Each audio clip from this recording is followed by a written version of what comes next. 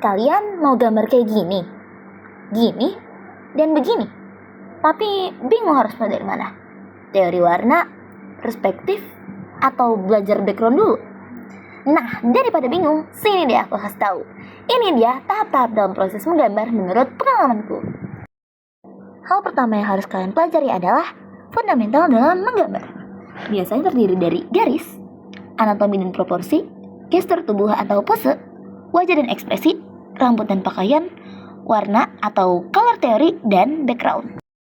Pertama, yang akan kita bahas adalah garis. Garis adalah sebuah goresan yang terbentuk dari hubungan antar titik. Dalam proses menggambar, kalian bisa melatih tangan kalian membuat garis agar tidak kaku. Ya, tanpa belajar juga pasti bisa loh buat garis. Masih basic. Kita lanjut yang kedua, yaitu anatomi dan proporsi. Saat menggambar anatomi, kita harus memperhatikan proporsinya. Misalnya, saat menggambar tubuh manusia, biasanya satu tinggi itu bisa sampai 6-8 kepala untuk mengukurnya. Kayak gambar ini nih.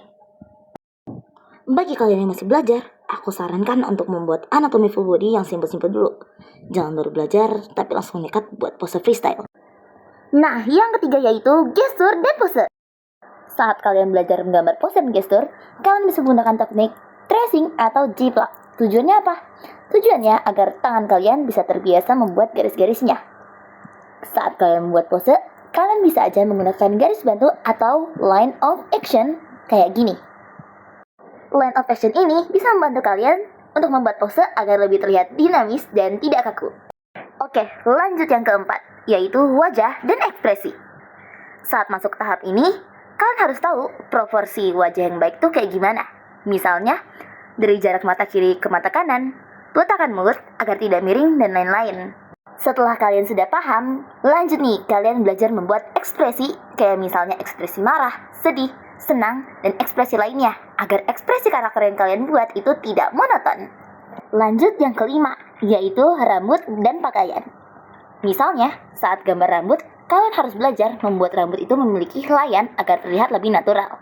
Dan saat membuat pakaian, kalian juga harus belajar membuat lipatan kainnya. Nah, masuk nih ke bagian yang keenam, yaitu color theory. Di sini tuh mulai bakal banyak yang harus kalian pelajari. Karena dalam color theory, kalian harus mengenal apa itu warna hangat, warna dingin, hue, value, dan saturasi. Nah, kalau hue itu bisa kalian lihat di roda warna. Di situ kita lihat warna merah, lalu orange, kuning, dan warna-warna seterusnya. Intinya ini tuh kayak pelangi. Kalau value sama aja kayak dari warna terang ke warna gelap. Sedangkan saturasi adalah warna yang kalau semakin ke bawah, warnanya menjadi lebih semakin keabu-abuan. Ingat, komposisi warna penting untuk membuat hasil coloring kalian yang bagus. Dan yang terakhir yaitu background. Saat membuat background, yang harus kita perhatikan yaitu perspektif dan komposisi. Contoh-contoh perspektif tuh kayak 1 titik hilang, 2 titik hilang, dan 3 titik hilang. Lalu, contoh komposisi yang sering dipakai tuh kayak komposisi rule of third, golden ratio atau golden spiral, dan centered composition. Selain itu, masih banyak komposisi lain yang bisa kalian pelajari kayak contoh-contoh ini nih.